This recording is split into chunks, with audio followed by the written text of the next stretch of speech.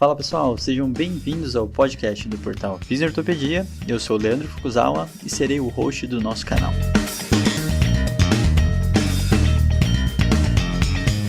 Esse podcast tem como função ressignificar o papel do fisioterapeuta em tempos modernos. Fala pessoal, sejam todos muito bem-vindos a mais um episódio do podcast do Fisiortopedia. E hoje a gente está com dois convidados especiais aí, um estreante aqui que nunca participou e o Saulo já participou, só que em outros episódios, mas no podcast do espanhol, né? Então, sejam muito bem-vindos, Júnior e Saulo e Rafael Crescicanati. Vou deixar primeiro o Rafa falar e depois o pessoal já se apresenta. Tudo bom, Rafa? Tudo bom, Fulco? Fala, pessoal. Eu não tinha tido a oportunidade de falar com o Saulo, né? Ele veio em outro quadro, mas é um prazer aí conhecer você e também conhecer o Júnior, né? E a gente vai falar de um assunto legal. A gente nunca acho que falou de uma forma tão ampla assim sobre os assuntos que a gente vai discutir. A gente abordou por cima, mas acho que a gente vai discutir profundamente hoje. Isso é legal. Muito bom. E hoje ele está nesse quadro, teoricamente ele seria um tema um pouco mais do podcast do espanhol, né? Mas a gente está aqui com o intuito de divulgar a pesquisa que foi do mestrado do Júnior, e ele tem uma perspectiva e uma proposta muito semelhante ao que o Fisiortopedia acredita, e para planos futuros também tem tudo a ver com o que a gente quer, né? Então, primeiro, vou falar para o Júnior se apresentar e falar um pouquinho quem ele é, o que ele faz e como que chegamos até aqui. Boa tarde, pessoal. É um prazer participar desse podcast. Meu nome é José Roberto de Faria Júnior, mas podem me chamar de Júnior. Eu sou fisioterapeuta, sou mestre em saúde e educação pela UNAERP. Atualmente eu faço uma pós-graduação em fisioterapia em gerontologia e eu atuo na prática clínica. Muito bom. Então, a gente já viu que a gente tem um gabarito interessante aí, um processo bem interessante. Ele acabou de defender, né? Então, deve estar tudo fresco. Hoje não vai ser dia de banca, Júnior, fica tranquilo.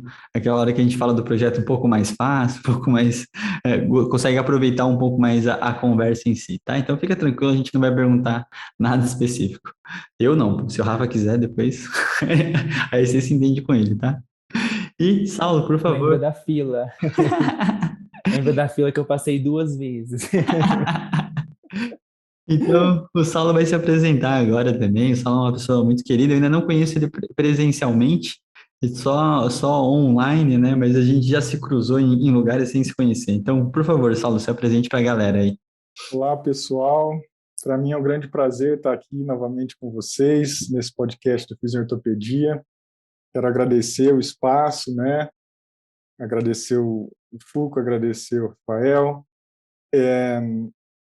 Eu tive o prazer de estar aqui conversando com o Luiz Espanhol anteriormente sobre a atividade física, né? Numa questão mais abrangente, pensando a importância da atividade física para a saúde pública, né?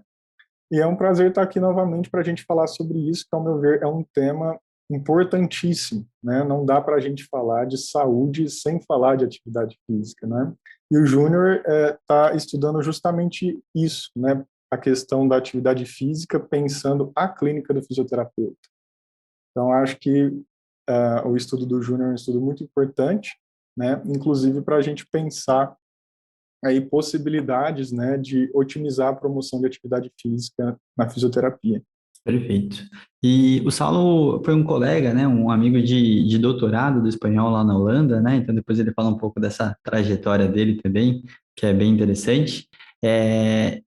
O Saulo eu gosto bastante de escutar, porque ele estuda assuntos bem fora do que a gente está acostumado, assim, literalmente, porque tem uma cara um pouco mais de saúde pública, né? Então são assuntos que o dia que eu tiver tempo, eu vou te chamar mais para conversar, Saulo, mas a empresa, esse negócio de fisiortopedia, não está deixando a gente respirar muito fora, mas beleza.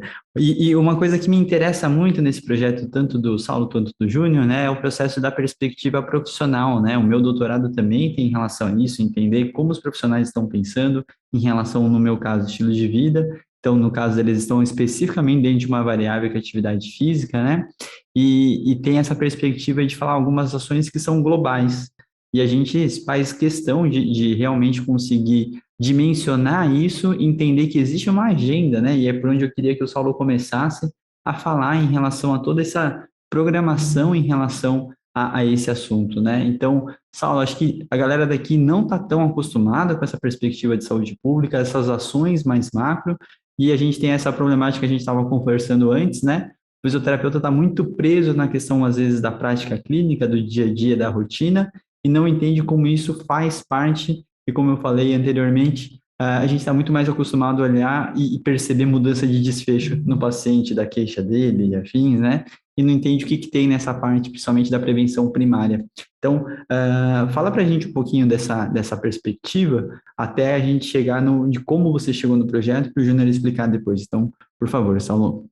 Legal, Fogo. Como você disse, a gente ainda não teve a oportunidade de se encontrar presencialmente, né? Eu ficaria muito feliz se em algum momento a gente pudesse fazer isso. Acho que vai ser uma conversa um tanto quanto longa, né? Então, quando a gente pensa a questão da atividade física, eu acho que é muito importante, não só para o fisioterapeuta, mas para o profissional da saúde, de uma maneira geral, entender que um estilo de vida fisicamente ativo é um dos principais determinantes da saúde humana. Só que, apesar disso, mesmo que esse conhecimento esteja muito bem documentado, a gente enfrenta atualmente uma pandemia de inatividade física, né? Então, infelizmente, não vivemos só a pandemia de doenças transmissíveis, né? Vivemos também uma pandemia de inatividade física. Isso está muito bem documentado para quem tiver interesse, né? Na revista Lancet. Essa revista tem uma série de atividade física que foi publicada pela primeira vez lá em 2012. Temos um prosseguimento dessa série, né? Se eu não me engano, foi publicada novamente uma nova série de estudos em 2016 e depois em 2020.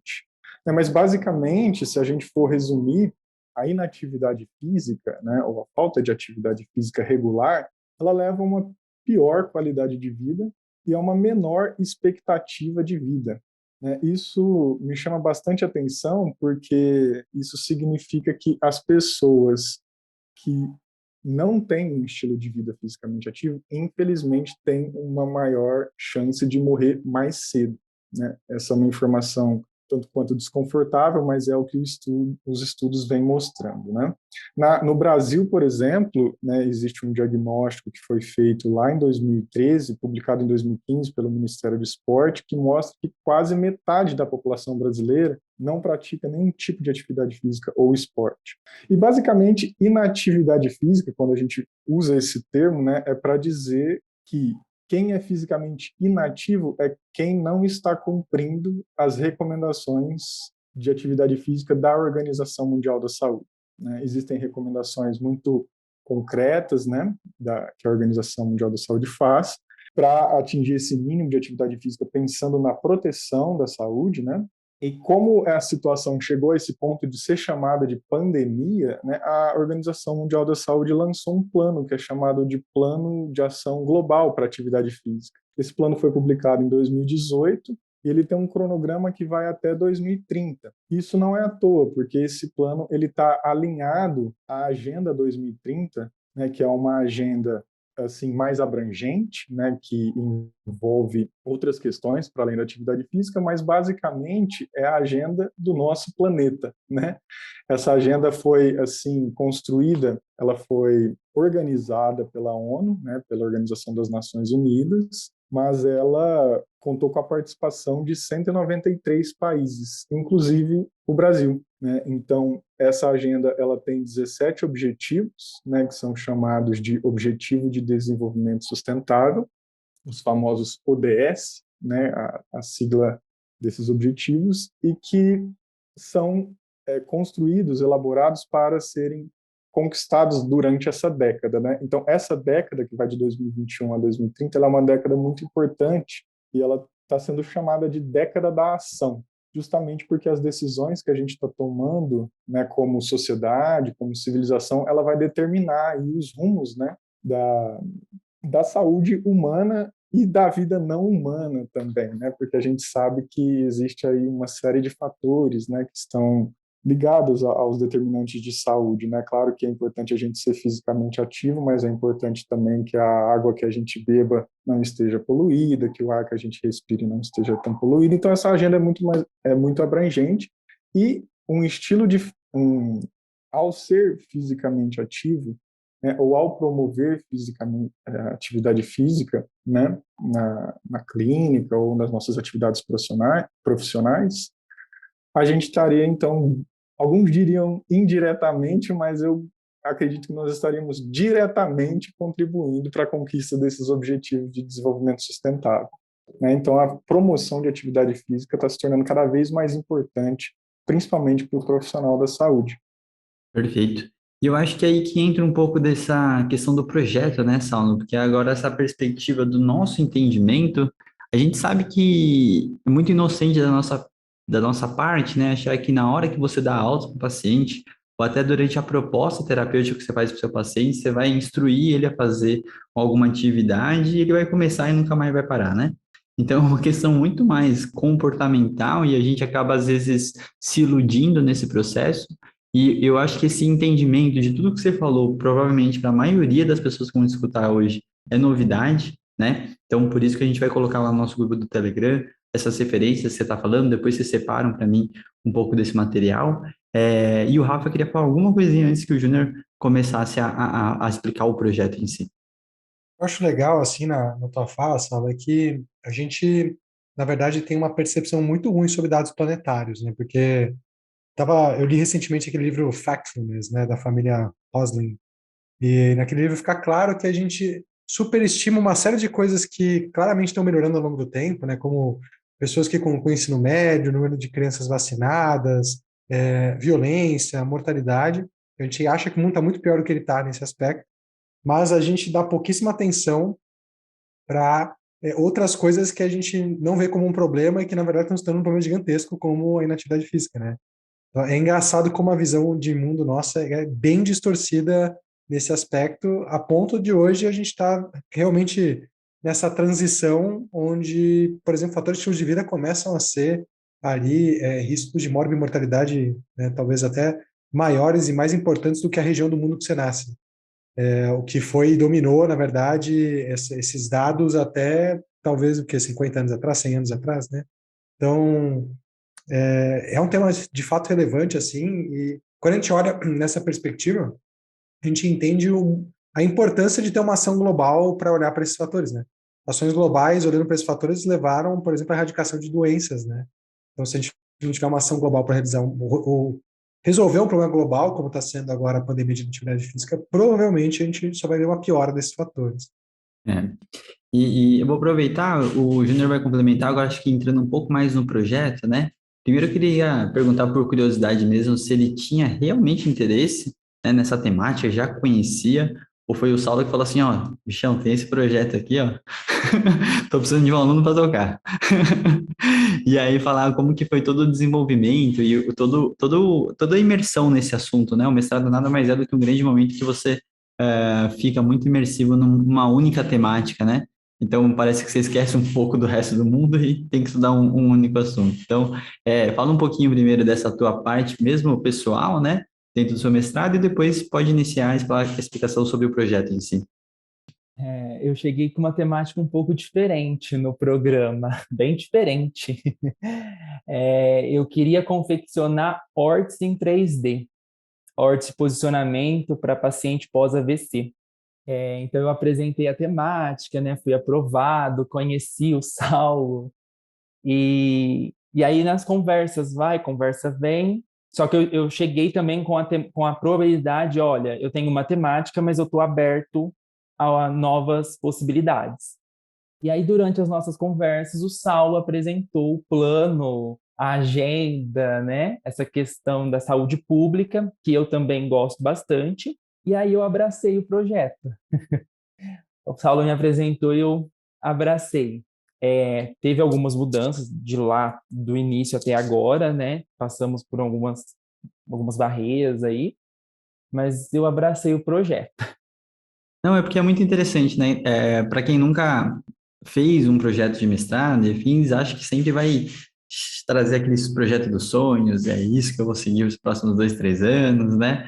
E aí acho que todo mundo que passou pelo menos pela primeira etapa do mestrado percebe que não necessariamente é o plano inicial, né? O mesmo qual é a mesma coisa, cheguei com umas 4, 5 perguntas diferentes, ele ignorou todas para fazer um outro, e aí foi mudando totalmente durante o caminho, né? Então, é uma natureza do ser mestrando, doutorando, acadêmico e afins, né?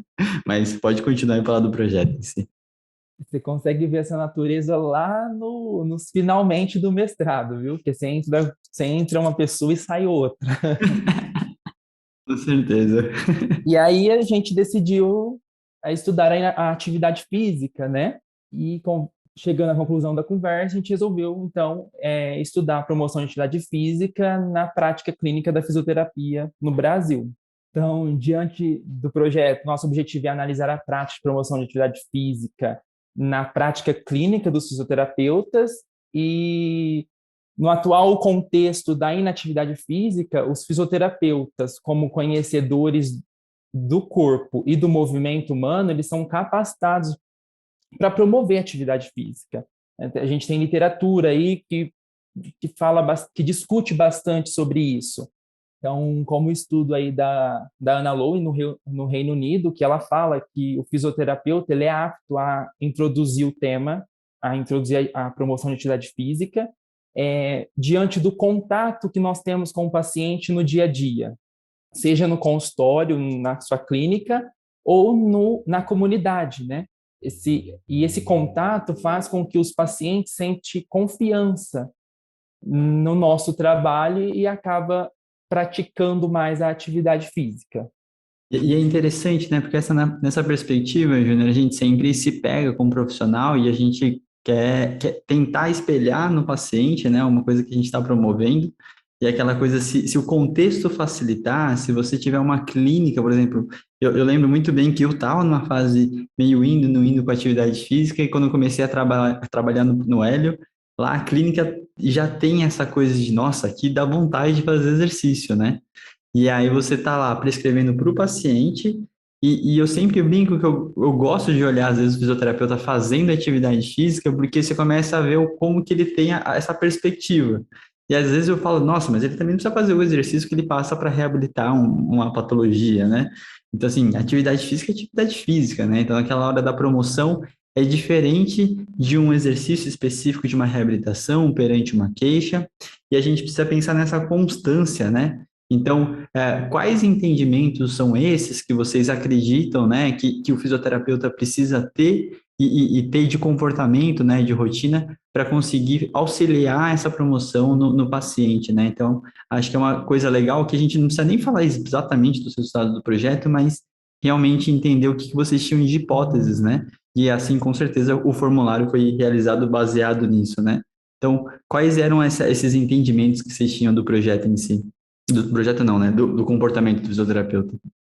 A gente pensávamos que os fisioterapeutas, a gente não sabia até que ponto o fisioterapeuta promovia ali na sua clínica, né, a atividade física. Então, os resultados aí preliminares indicou alguma coisa já, porém, a gente não sabe até que exatamente o ponto que a gente promove a atividade física. Um estudo no Reino Unido, por exemplo, apenas 16% dos fisioterapeutas reconhecem as recomendações de atividade física, né? E num estudo na Austrália, apenas 1/3 dos entrevistados reconhecem e sabem as recomendações de atividade física. E como o Júnior menciona, né, esses estudos, eles são muito importantes porque mostram, né, estão fazendo essa investigação da promoção da atividade física na prática clínica do fisioterapeuta, mas a gente não sabe até que ponto, né, como o Júnior mencionou, isso acontece no Brasil. Né? Não sabemos se os fisioterapeutas conhecem as recomendações de atividade física, né? Não sabemos se os fisioterapeutas na sua clínica avaliam o nível de atividade física dos seus pacientes, clientes, né? Então, é nesse aspecto que eu acho que o estudo do Júnior ele pode contribuir, né? E é um estudo relativamente tranquilo, né, para quem está participando, porque é um questionário online, né, que a pessoa pode acessar e responder do seu dispositivo de preferência, computador, celular, tablet, e que leva em torno aí de mais ou menos 10 minutos. Né? Então, para participar como critério de inclusão, né, na pesquisa, o fisioterapeuta ele precisa estar registrado em alguma regional do CREFITO, né, e atuar no Brasil, no território brasileiro, né, como clínico. Então, se ele tem esses dois pré-requisitos aí, ele pode acessar o link que a gente vai compartilhar aqui com vocês, né, para quem tiver interessado em participar, e respondendo esse questionário, ele vai estar nos ajudando muito, não ajudando apenas a nós, mas eu penso que vai ajudar a fisioterapia como um todo a entender como que isso está acontecendo aqui na prática clínica do nosso país, né? Com isso, a gente tem condições de compreender, né, não só se o fisioterapeuta considera a atividade física na sua prática clínica, mas se talvez existe a necessidade de alguma abordagem educacional, né, se o fisioterapeuta ele precisa de algum respaldo, né, teórico, metodológico, para fazer isso de fato acontecer na sua clínica. Então, ao meu ver, essa é uma das grandes contribuições do estudo do Júnior. Sim, e é bem legal essa perspectiva, Saulo, porque eu particularmente cheguei nessa visão por uma outra via, né? A gente é muito treinado a olhar erros, falhas, né? A gente tenta fazer aquele diagnóstico do tecido, né? Então, a nossa formação patoanatômica ela é totalmente direcionada para isso. E uma das formas que eu encontrei de tentar implementar essa questão da atividade física na clínica está relacionado do tipo, ó, eu vou te passar alguns exercícios, mas ela não está relacionada, não é só para tratar a sua lombar. Eu quero que você escolha atividades que você permaneça depois, né? Então, dentro desse processo, a questão da decisão compartilhada acaba sendo muito interessante, a atenção centrada na pessoa, onde você vai entendendo um pouco mais desses valores dele, e aquela grande questão do paciente propor a atividade, talvez seja uma das grandes perspectivas, e não você como uma receita de bolo do tipo, ó, 3 vezes por semana faz aquela caminhada, vai para natação, faz hidroginástica porque você tem artrose, e aí você começa a cair num monte de clichê, né? Então, nessa hora, eu acho que é muito importante essa perspectiva que vocês estão estudando, por causa disso. A gente faz a prescrição de uma forma quadrada, a gente não assume a principal pessoa que vai fazer a atividade, que é o próprio paciente, e a gente acaba tentando entregar uma receita de bolo, e a gente, é o que eu falei, né? A gente fica ingênuo achando que depois que você deu alta, ele vai simplesmente manter aquela atividade, né? Então, uma das coisas que mudou muito na minha prática em relação a os meus atendimentos são cada vez mais espaçados e o processo que a gente chamaria de alta, mas o meu é sempre espaçar mais as sessões para entendendo o que vai se mantendo ou não dentro da perspectiva do paciente para tentar auxiliar o quê? Na manutenção de comportamento dele, né? Então, não sei se eu já estou respondendo meu questionário, mas depois você só transcreve lá, Júnior. Mas é o processo literal que eu acredito que a gente precisa manter o paciente próximo de um jeito que ele não se sinta que ele está em tratamento, e eu explicito o máximo que eu posso para ele falar assim, ó, agora a gente já não está mais falando daquela tua queixa do começo. A gente está falando da manutenção da sua atividade e deixar isso de forma muito explícita, né? Então, conforme a gente vai colocando isso, o paciente se sente um pouco menos no estar em tratamento, que despatologiza um pouco ele em todo o processo, né? Então, eu acho que são esses aspectos. Eu até queria escutar do Rafa como que era isso, porque o Rafa, por muito tempo, trabalhou em box de CrossFit, então lá já tinha a natureza de fazer atividade física, né? Então, se tinha essa mesma dificuldade, ou se tinha que, na real, fazer o inverso, que é o controle só de carga em si, né? Então, aproveita e fala um pouquinho, Rafa, das tuas épocas clínicas. Na verdade, a gente fica muito nesse extremo, né? Com a ideia de que a gente tem que promover, e sim, a gente tem que promover atividade física, mas acho que na prática, no dia a dia do fisioterapeuta, nem sem promoção de saúde é só promover mais atividade física.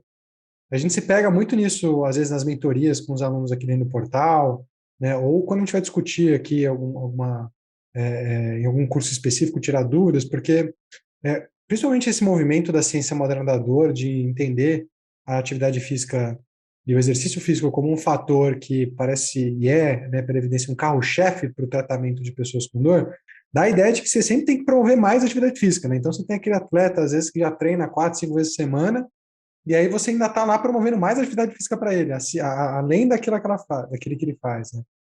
Então, às vezes, a parte de lidar com a atividade física numa perspectiva fora do consultório envolve, sim, você ajudar a pessoa, inclusive, a fazer o oposto, né? Fazer a pessoa dosar a atividade física também. Mas eu concordo com o Foucault nesse aspecto. Eu acho que, ao longo do tempo, pelo menos a minha experiência em atender pessoas com dor crônica no geral, foi me fazendo entender que era muito mais importante o legado que eu deixava do ponto de vista comportamental no indivíduo, ou seja, os novos hábitos que eu ajudava ele a desenvolver e a manter, o novo entendimento sobre, né, a condição de saúde dele e como lidar com ela. Isso era muito mais importante do que qualquer coisa que eu conseguisse fazer dentro do consultório. O que eu fazia dentro do consultório eram janelas de oportunidade, ou abria uma janela de oportunidade para que essa pessoa, por exemplo, diminuísse o medo para voltar a fazer atividades, ou para que ela ganhasse uma capacidade específica, né, para que ela pudesse retomar um nível X ou uma atividade que ela tinha valor, ou que ela pudesse começar a sentir confiança e sentir os benefícios da atividade ainda em um ambiente seguro, né, para que a gente pudesse aos poucos ir ajudando a construir algo por fora. Mas hoje eu vejo que a essência de um reabilitador, na verdade, não é o que acontece no consultório. São os legados que ele deixa na vida dessa pessoa, que sejam eles cognitivos ou comportamentais, para depois da alta, né?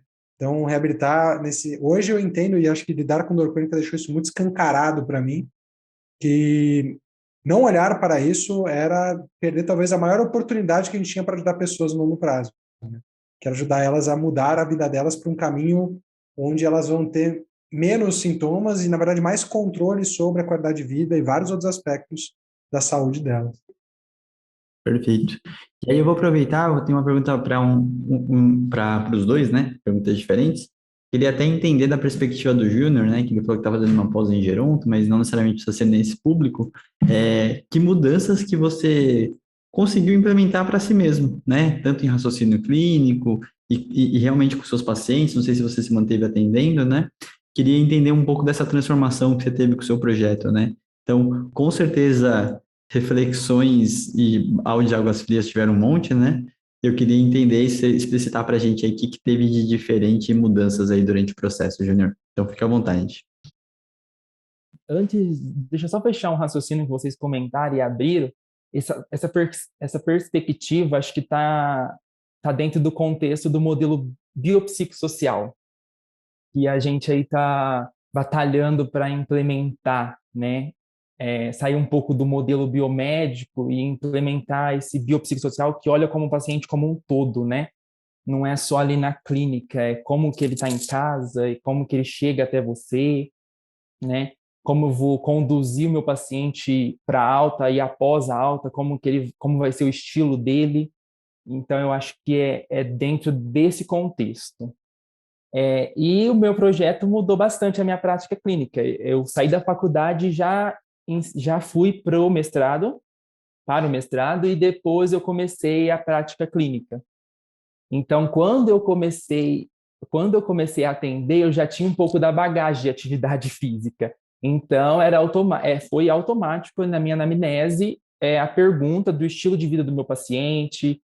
Eu acabo indicando, eu acabo toda consulta, por estar dentro ali da atividade física, eu acabo perguntando, olha, fez atividade física essa semana, quantos minutos?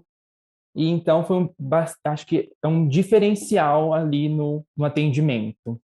Com certeza. E a gente acaba sendo sempre uma memória do paciente, né, que ele precisa, né, e esse verificador semanal, então a gente precisa ficar ajudando ele e ele percebendo que essa contabilização faz diferença, né?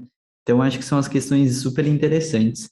E aí eu queria puxar pro Saulo, né, até uma das perguntas finais aqui, em relação aos resultados desse projeto, né? Eles com certeza têm próximos passos muito grandes, que está muito relacionado ao que você e o Luiz estudou muito, que é a ciência da implementação, né?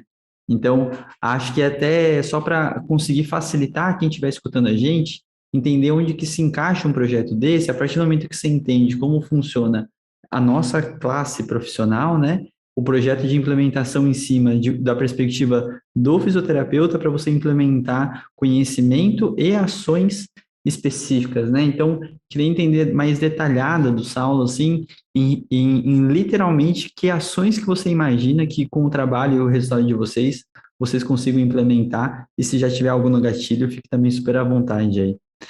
Então, por favor, Saulo. Ótima pergunta.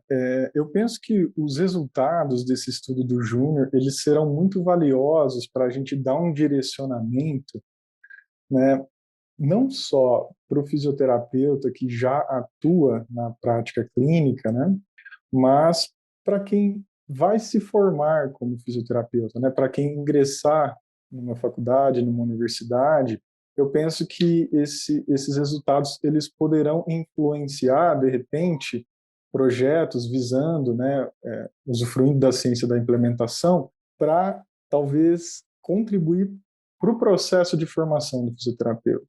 Não só na graduação, mas também na pós-graduação, cursos livres, cursos de intenção, nas suas mais variadas formas, né? Então, eu penso que esses resultados serão muito valiosos nesse sentido, né? Para a gente repensar. Né? Nós estamos conversando sobre a Agenda 2030 na formação do fisioterapeuta. Nós estamos conversando sobre o plano de ação global para a atividade física na formação do fisioterapeuta. Eu não tenho certeza, né? Pela minha pouca experiência aí, eu vejo que muitas vezes esses assuntos são surpresas para vários profissionais da saúde, não só para o fisioterapeuta. Nós estamos aí nos encaminhando para metade da década, né? E muita gente, infelizmente, ainda não conhece a Agenda 2030, que é a agenda desta década, né? Independente de onde estiver, ela é uma agenda universal, né, mas é claro que ela não é uniforme, né? Ela é flexível o suficiente para levar em consideração o contexto de uma sociedade, de um profissional, enfim. Mas eu penso que esse projeto do Júnior ele vai servir como uma espécie de diagnóstico para a gente entender até que ponto os fisioterapeutas estão considerando, né, a questão da atividade física em sua prática clínica, e temos um espaço ali para eles deixarem comentários, os participantes, né, comentarem, questionarem, e de repente nos informar, né, assim, possibilidades de melhoria no sentido assim de suporte, né, de apoio para que isso de fato seja levado em consideração. Isso eu me refiro à atividade física nesse aspecto mais amplo, né? Então eu penso que esse projeto do Júnior ele poderá contribuir tanto para a gente rever, né, o processo de formação do fisioterapeuta, que talvez também pode levar a um processo de transformação da prática clínica, pensando essa agenda mais abrangente, né? Porque todos podemos contribuir, né, para essa agenda, tanto nas nossas atividades profissionais, né, como nas nossas atividades do dia a dia, que vão além da nossa profissão. Uma coisa que você comentou, Fuco, que eu achei muito interessante e que eu acho importantíssimo da gente enfatizar, é essa questão do ambiente, né? Quando você chega lá na clínica, que você trabalha, o ambiente te convida a ser ativo. Né? Então, não se trata apenas de fazer com que as pessoas sejam fisicamente ativas, né? Mas se trata também da gente moldar os nossos ambientes para que eles sejam mais convidativos, né? Para que as pessoas sintam a vontade ou não apenas a obrigação, né, de fazer atividade física. Isso, infelizmente, acaba sendo uma limitação nessa sensação de obrigatoriedade. Né? Mas se você está num espaço, sabe, que permite movimento, né, movimento corporal mesmo, isso vai ficando cada vez mais facilitado. Né? Esse, inclusive, é um dos objetivos estratégicos daquele plano de ação global para a atividade física da Organização Mundial da Saúde, que é criar ambientes ativos. Até que ponto as nossas ruas, calçadas, as nossas cidades facilitam ou dificultam, né, a atividade física. Então, esse eu acho que é um ponto, né, essa eu acho que é uma discussão que o fisioterapeuta pode contribuir bastante, né, pensando que o fisioterapeuta é esse profissional conhecedor do movimento humano, né? Perfeito. E é só para deixar bem detalhado aqui, né? A gente tem dentro desses objetivos macros, né? essa parte de criar sistemas ativos, né? Criar sociedades ativas, ambientes ativos e criar pessoas ativas.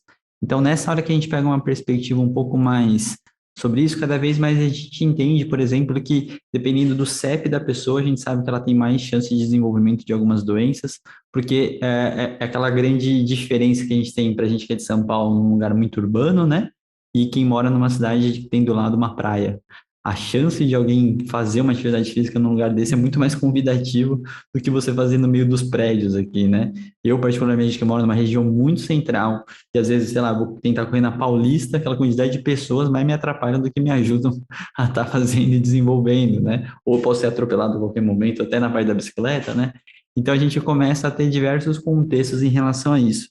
E eu gostei muito da resposta do Saulo, e aí eu acho que numa questão bem pragmática, acho que além da questão da graduação e o que a gente precisa aprender como fisioterapeuta, porque isso precisa ser uma certa continuidade, né? É entender um pouco mais como que a gente expande, e me parece que se alguma coisa macro for acontecer, ele precisa acontecer um caminho inverso, igual que a gente fala com biopsicossocial e prática baseada em evidência. Veio muito de fora, de extracurriculares, né, dos cursos de extensão, começou a ter essa movimentação externa, para talvez a gente comece a falar agora em questão de graduação, né?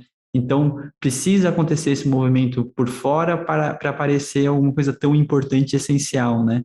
Então, são diversos toques que eu acho que a gente tem que se refletir, entender, são assuntos realmente muito interessantes. Eu já vi, se vocês perceberem em parques, né? Muitas vezes planos de saúde, de convênio, assim, eles também fazem essas ações em parques públicos, né? Uma vez eu vi um que eu achei super interessante, que deixe seu celular lá e você fica com 1 hora com um patinete, por exemplo. Então, aquela coisa de você desligar de uma coisa muito tradicional, né, que está no seu dia a dia, para você poder realmente fazer 1 hora de atividade física, de graça, né? Então, é só você fazer aquela troca, aquele aluguel temporário e acaba sendo um puto estímulo sem a gente perceber, né? Tá muito menos mascarado de um comando de alguém, né? Então, nessa coisa autoritária de, tipo, sou profissional da saúde, você ir mandando todo mundo fazer corrida, atividade física, acaba não servindo, né? Então, acho que se a gente consegue fazer isso, entre aspas, com intervenções nudge, né, que a gente fala, né, que acaba sendo mais mascaradas e indutivas, facilita bastante e não fica aquela coisa maçante, né? Então, acho que vai um pouco disso. Eu vou agora fazer uma rodada final aí para a gente fechar esse episódio. Vou começar pelo Júnior aí, falar suas palavras finais ou perspectivas finais em relação ao tema, né? E depois eu vou continuando aqui. Então, por favor, Júnior, palavras finais aí. Acho que ficou bem relatado a importância, né, do tema, e eu gostaria aí que uma, uma boa parte dos fisioterapeutas participasse desse questionário que leva menos de 5 minutos aí para o preenchimento dele, e agradecer a participação. Muito bom. Eu que agradeço, Júnior. Obrigado pelo projeto, pela pesquisa. Foram 2, 3 anos aí que a gente vai fazer aí valer a pena todo esse esforço. Agradeço o Fisioterapia, vocês, o Saulo, né? A todos que vão participar, os que já participaram. Muito bom. Muito obrigado. Saulo, palavras finais aí. Se quiser até comentar mais alguma coisa em relação à temática, fica mais do que à vontade, tá? Bom, eu também quero agradecer demais aqui pelo espaço que a Fisioterapia está aqui nos oferecendo, possibilitando, né, a gente ter essa conversa tão gostosa com pessoas queridas, né? Quero agradecer o Fulco, quero agradecer o Rafael. Espero que em breve a gente tenha a oportunidade aí de se conhecer pessoalmente, né? Quero agradecer muito também o Júnior. O Júnior fez um trabalho excelente ao longo do mestrado, né? Ele já defendeu, mas como vocês viram, o trabalho continua, né? A coleta de dados continua, justamente porque a gente precisa de uma participação de mais fisioterapeutas, né? Para entender um pouco melhor, né, essa questão da promoção de atividade física na clínica de fisioterapeuta. Né? Quero agradecer também o Luiz Espanhol, né, por fazer aí essas conexões. O Luiz é um grande colaborador, um grande parceiro, um grande amigo. Ele está aí junto com a gente nesse projeto e a gente tem uma expectativa né, assim, interessante com relação a esses resultados, justamente por essas questões que a gente conversou aqui hoje, né? Acho que não dá para falar de saúde sem falar de atividade física, né? O estilo de vida fisicamente ativo, ele é um dos principais determinantes, né, para a nossa saúde. Então, eu gostaria muito de enfatizar aqui o convite às pessoas que estiverem nos ouvindo, né, para considerar, né, essa possibilidade de incluir aí a atividade física na sua prática clínica, na sua prática profissional, e também, quem for fisioterapeuta, por favor, participem da pesquisa aqui do estudo do Júnior. O link do questionário vai estar aí, vai estar sendo compartilhado com vocês, e se puder, compartilhem também com seus contatos aí da fisioterapia. Quanto mais participantes a gente tiver nessa pesquisa, né, a gente vai, quanto maior o número de participantes, mais propriedade a gente vai ter para falar, né, dessa questão da promoção da atividade física na prática clínica do fisioterapeuta. E espero que a gente tenha mais oportunidades de continuar essa conversa. É sempre um prazer estar com vocês. E muito obrigado. Eu que agradeço, Saulo. Muito prazer. Espero que o próximo seja presencial e com uma cerveja aí nas terras de Ribeirão, né? Fico bastante feliz aí em poder colaborar com um projeto como esse, tá? E, Rafa, palavras finais aí? Eu acho que só reiterando a mensagem, né? A gente falou um pouco disso no último episódio, quando a gente falou de dor no esporte. A gente, como fisioterapeuta, tem que realmente se empoderar dessa capacidade de agir além do nosso consultório, né? A gente entende muito isso, a gente falou muito sobre a fisioterapia esportiva no último episódio, né? Eu acho que a nossa mensagem, espero que tenha ficado clara, é que a ideia é de que o físio que é especialista no esporte para a gente não é aquele físio que faz fisioterapia musculoesquelética, mas sabe as regras do esporte, o linguajar, sabe discutir placar e estratégia, né? Esse é um fisioterapeuta que gosta do esporte e é fisioterapeuta musculoesquelético. Talvez o físio que trabalha com esporte, atividade física, seja aquele que consegue olhar além, né, da fisioterapia de consultório, olhar além daquelas demandas que existem no mercado, de técnicas passivas, de técnicas sem evidência, de bem-estar, e começar a aplicar a ciência na prática mesmo, né? Olhar para a prevenção, olhar para realmente a reabilitação de quem precisa e entender que a atividade física é um grande campo de atuação, né? Num período onde as doenças crônicas não transmissíveis dominam a epidemiologia global e a saúde planetária, a gente olhar e entender que o fisioterapeuta pode usar o exercício como tratamento para doenças que vão além da dor, abre um escopo, né, de atuação do fisioterapeuta que trabalha com atividade física e com esporte muito maior do que aquele que hoje tem, que é ficar, de novo, fazendo reabilitação de lesões agudas, fazendo reabilitação de pós-operatório, e muitas vezes, por viés de mercado, ficaria enchendo a agenda de um monte de técnicas de bem-estar e passivas, né? A gente não está aqui julgando, mas é só que a gente tem outras opções de atuação e a gente deve e pode olhar para isso. Eu acho que esse episódio vem para dar essa importância, né? É um plano global olhar para isso. E o fisioterapeuta está deixando o dinheiro na mesa, né? Está deixando fruta amadurecer, fruta madura no chão, por assim dizer, que se a gente não pegar, vai ser pego por outras profissões. Né? E eu acho que a gente está num papel ou num momento muito bom de assumir esse papel protagonista, de novo, de olhar a atividade física como uma intervenção, né? E a promoção da atividade física também como uma intervenção. E a gente não precisa nem falar de pessoas só saudáveis, né? Porque muitas vezes, apesar de ser papel de todo profissional de saúde promover saúde, a gente pode atender pessoas que têm outras queixas, outras doenças crônicas não transmissíveis e ainda assim ser efetivo se a gente tiver uma base forte de atividade física. Isso envolve, de novo, abrir o leque, né? Envolve entender sobre cognição, comportamento, a abordagem de mudança de comportamento, uma coisa que já está ficando clara para a gente no campo da dor, mas que serve, de novo, para qualquer condição de saúde. Então, eu acho que isso reflete muito nosso entendimento sobre o que um profissional que lida com esporte deve ter. Ele deve lidar com esporte e atividade física, né? E essa é uma das novidades que a gente tem e vai trazer por aí na nossa nova pós-graduação ao longo, né, que a gente vai divulgar mais ao longo desse ano, que é uma pós, uma especialização de esporte e atividade física com essa perspectiva que a gente está falando. Totalmente. E eu acho que a parte interessante é o fisioterapeuta ele faz isso, mas ele acabou caindo também no clichê normalmente eles não percebem que o Pilates que tem dentro da clínica, que depois que ele dá alta, para manter esse serviço, ele já é uma ação de promoção, só que entre aspas limitada, porque não é todo mundo que gosta de Pilates, não é a mesma atividade para todo mundo, né? Então eu acho que entender que manter essas pessoas próximas é pensar qual é a sua capacidade de atender de um para um, né, no consultório, e a sua capacidade de criar grupos e ações muito maiores para ter mais pessoas próximas e realmente os pacientes terem você como uma referência, né, as pessoas terem você como uma referência. Então, questões mercadológicas podem e devem ser utilizadas e expandir, né? Além do Pilates, além de alguma aula de funcional especificamente, você tem uma variedade de opções e pensar, principalmente, como o Rafa falou, em estratégias comportamentais que tem a ver com sustentação e manutenção, né? Num geral, eu sempre gosto de explicitar, o CrossFit fez isso aqui no Brasil, pelo mundo inteiro, né? Todo esse senso de comunidade, de frequência, rotina. Então, ele mudou de uma perspectiva e o pessoal acabou tendo um outro preconceito pelo estilo e modalidade de exercício, né? Mas, de qualquer forma, ele fez uma grande ação nacional, pode-se dizer, né? Então, quantos boxes estão cheios aí, né? A gente saiu da época do Pilates, foi para o CrossFit, mas eles são ações grandes que vão movendo massas para se movimentar mais, isso acaba sendo muito interessante, né?